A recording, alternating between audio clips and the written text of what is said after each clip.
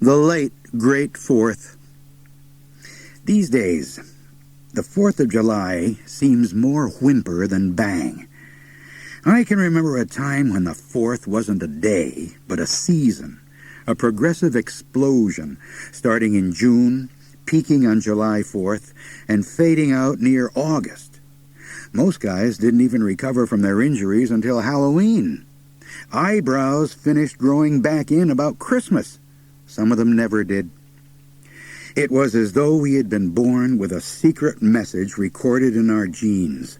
On the 4th of July, after the age of 5, your mission is to self-destruct. The big excitement on the 4th nowadays is when my grandchildren go out in the backyard and embroider the night with a few sparklers. The only loud noise is my wife's yelling, "Not so close to your face. Don't let the sparks fall on your clothes. Watch out." Why, heck, nobody did that much yelling when I was a kid, unless a fragment of flaming magnesium burned through somebody's hide. Even then, it wasn't a mother doing the yelling. After the 4th, most parents were accustomed to their children looking like cinders. When Mom reported to old Dad that little Harold had been caught smoking again, she didn't mean cigarettes. There's not a kid in our whole neighborhood now who knows the simple delight of having a firecracker go off in his fingers before he can throw it. It's probably a good thing. The average kid nowadays doesn't know how to react properly after such an event, thrusting the fingers into the mouth, pulling them out again to make sure they're still attached, then tucking them in the crotch and doing a triple-time crouch hop around the yard, all the time trying to think of a joke to crack so the guys will know he's no sissy. Occasionally, I'll meet a man whose thumb and forefinger are shaped like matching shoe horns, and I'll know that here is a veteran of ancient 4ths, a person who as a youngster learned too late he didn't possess quick enough hands for throwing firecrackers. The 4th sure isn't what it used to be, is it? I'll say in hope of striking up a conversation. What's that? He'll reply, blinking bald eyes and cocking his shoe horns behind a cauliflower ear. Speak up, man! Even the 4th of July parades of today are but crepe paper ghosts of their former selves. The floats never seem to break down. In the olden days, along with the hilarious, shovel-wielding routines of the clowns who followed the sheriff's posse, conked-out floats provided much of the comedy. Even now, I remember what great fun it was watching 14 elks push their 9,000-pound float the last mile of the parade. Men cheered and women wept when the float powered by 14 straining elks crept up the Pine Street hill to the finish line. I once heard a logger among the spectators comment that maybe the clowns should follow the elk float. But the clowns weren't needed. The elk float was funny enough just as it was. In fact, it was wonderful. I wouldn't be surprised if the elks didn't intend for their float to break down, just for the laughs. Then there was the 4th of July Carnival, the most exciting event of the year, and dangerous, too. But we weren't a bunch of rubes. We knew carnival people were evil, possibly even criminals on the lam, and that the carnival always attracted pickpockets and wicked women.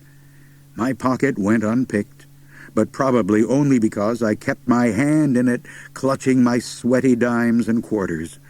But once, when I was about 15, I did have a brief affair with a wicked carnival woman. My pulse still quickens at the memory. Her lips were scarlet, her eyelids blue, and her hair the color of sunset. As I sauntered past her concession booth, she caught my eye and beckoned me over with a sultry smile and a toss of her sunset head. I gave her a knowing grin, which I had perfected for just such an occasion, and started to move on, casually dismissing the sharp pangs of panic that started in my midsection and spread to extremities. Then she gave me a long, languorous wink that temporarily arrested several of my vital functions. Well, shoot, I said to myself, it might be fun to toy with her emotions a bit, since she seemed so enamored of me.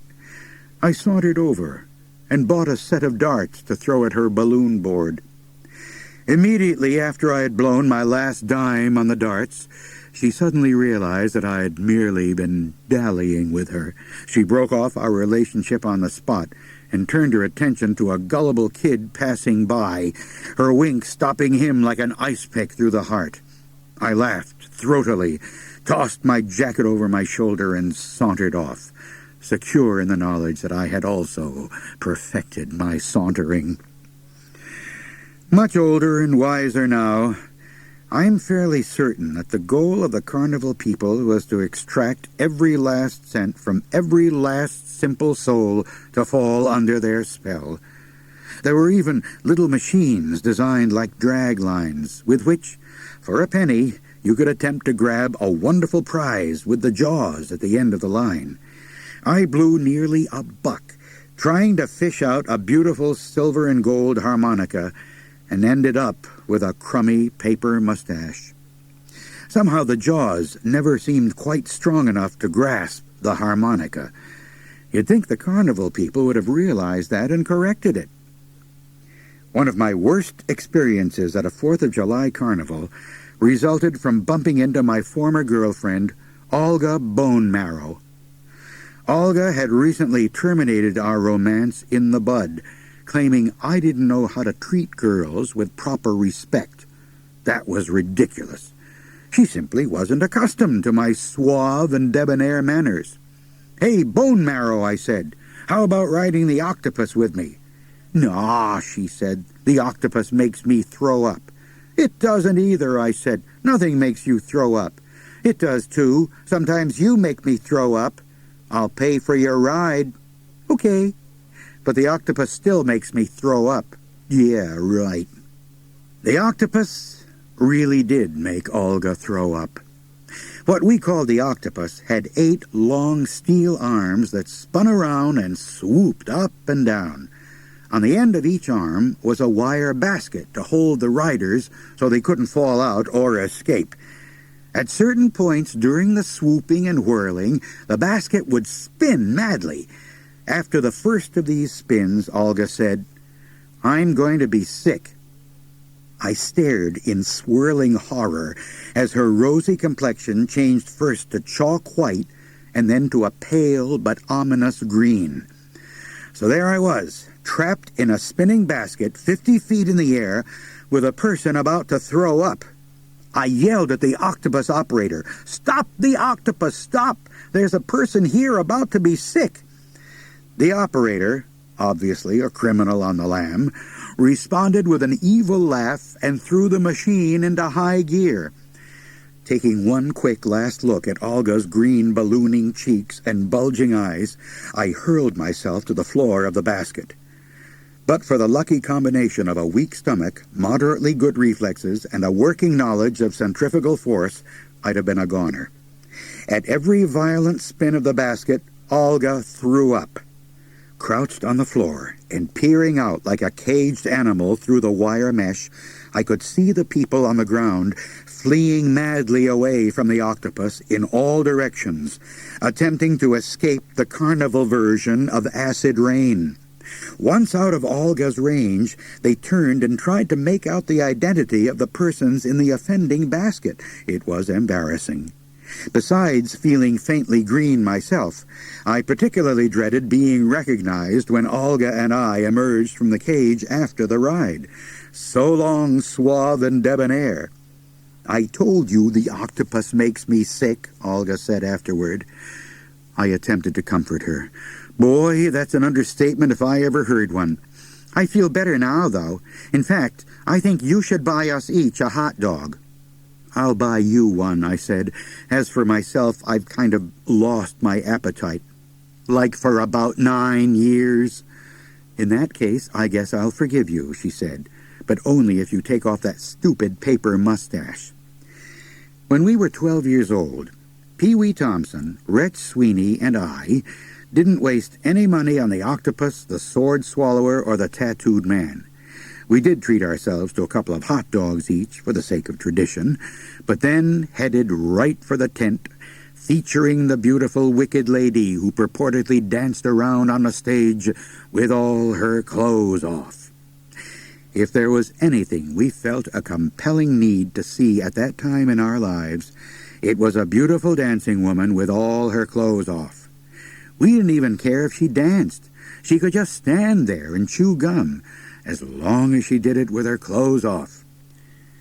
Nowadays, seeing a naked lady is no big deal to any kid old enough to toddle past a newsstand. But back then, it was like a glimpse to the other side of the moon. To us, female anatomy was just a rumor we hoped was true, and now was our chance to find out. Alas, the barker at the tent said absolutely no children allowed, adults only. Guards were posted at all corners of the tent, he said, to prevent youngsters from sneaking in and getting their brains petrified by the sights inside. We decided to try our luck anyway. "How much?" we asked the ticket seller. "2 bits," she said. "The line forms at the right, men." Inside the tent, we squeezed into bleachers with the other men. The tent lights dimmed, music honked from the loudspeakers, and the ratty stage curtain rattled open. The crowd tensed, twittered, tested its leers. But what was that? The lady had danced onto the stage all right, but she wasn't naked. She was wearing about 10 layers of clothes. Our bewildered eyeballs settled back into their sockets, and we blinked for the first time in 5 minutes. In sullen silence, we watched the lady twist and twirl about the stage. Not that easy for someone dressed like an Arctic explorer. Suddenly, with a flick of her finger, the outside layer floated to the floor. So that was it. She would take off the clothes. This might be worth a quarter after all.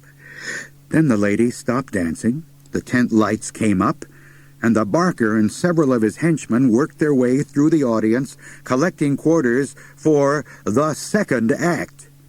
To us, "You men got your quarters?" "You bet." By the 8th act, the farmers and loggers around us were shouting, stomping, and trying to whistle through dry lips. Only about 2 layers of clothes, 3 at the most, to go. I extended a sweaty palm. "Loan me a quarter for the next act, Pee-wee." Pee-wee's voice squeaked in panic. "I was going to ask you for one."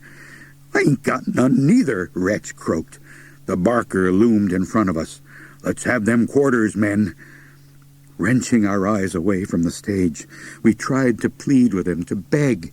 If he had even a shred of decency, he would let us... "Hey, what you kids doing in here anyway? This ain't no kind of show for kids. Want to get your brains petrified? Clear out, now." We shuffled glumly out of the tent, flat broke, without so much as a dime left for cotton candy. The veil had almost lifted for us on the wondrous mystery of female anatomy, but then had slammed back down with a steely thud. For 2 measly quarters more, we would have known the naked truth.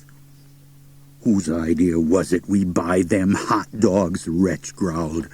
"Our one chance to see a naked lady, and we blow it on some lousy hot dogs." Every 4th of July, Uncle Finn would show up at our farm with 8 or 10 boxes crammed with a delicious variety of high-explosive fireworks. One thing about Uncle Finn, he knew how to celebrate the 4th.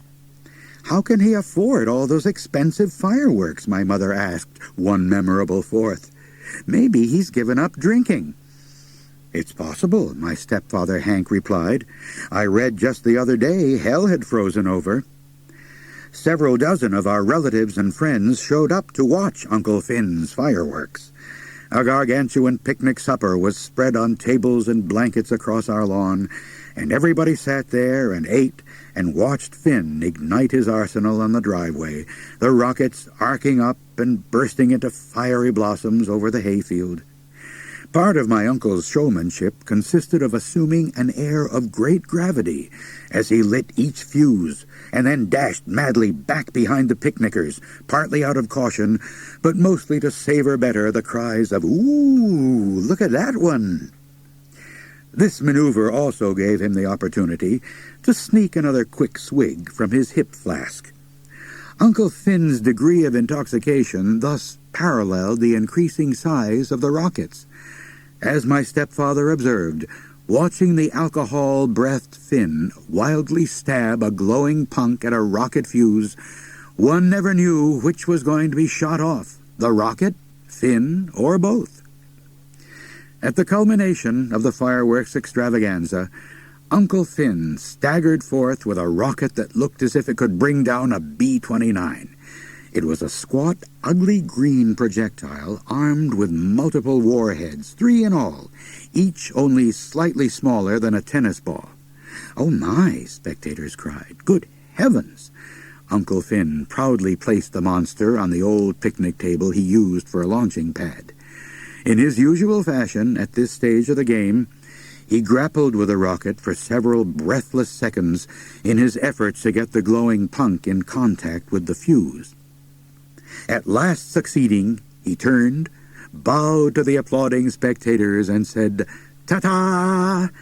Then he tripped and fell flat, accidentally kicking the leg of the picnic table. The rocket toppled over, its warheads covering the startled picnickers like the guns of the James gang. A second later, the rocket went off with a pow and a whoosh. The screaming warheads streaked over the prostrate Finn and exploded in rapid sequence at ground zero. Bang, bang, bang! In ringing silence, the clouds of smoke slowly rose and drifted away, revealing a desolate scene. Potato salads strewn about, smoldering rocket confetti fluttering into the remains of strawberry shortcake, half-eaten pieces of fried chicken scattered hither and yon. Fortunately, no one was injured. This was due to the prompt and orderly fashion with which the yard had been evacuated.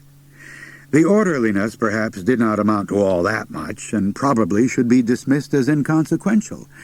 It is the amazing promptness that mostly stands out in my memory.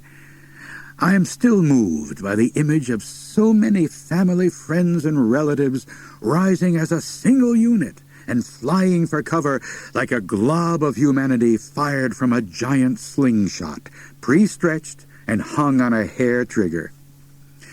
Although the immediate impression was one of togetherness, participants in the event later recalled the spirit of the moment as being that of every man, woman, and child for himself. Old Jake Saunders, who earlier had tottered into the yard on the arm of his grandson, was so inspired by the sight of the warheads trained on him that he fought his way out of the pack and took the lead, setting a brisk pace for the rest of us, and even managed to clear the picket fence at the far side of the yard by several inches. The fence wasn't particularly high, but it made a fair jump for a man both old and lame, and with a ham sandwich still in his mouth. Just before the rocket went off, Hank said, he glanced back to check on my grandmother, more out of curiosity than anything else, but the yard was already empty, except for several glasses of lemonade suspended in the air. He said that even though Gram trailed the pack, she was burning rubber when her wheelchair shot past him. But Gram said to pay Hank no mind. He was just exaggerating again. The next 4th of July, Uncle Finn was forced to set off his fireworks display 100 yards out in the hayfield. Even the spectators didn't feel entirely safe, but as old Saunders pointed out, they would have a little more time to get traction.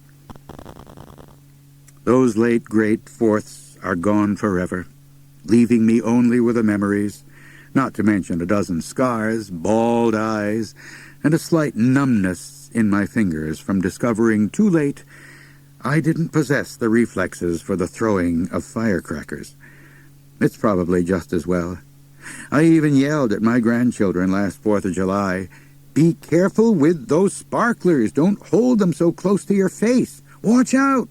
You want to look like a cinder?" It seemed the least I could do to stir up a little excitement.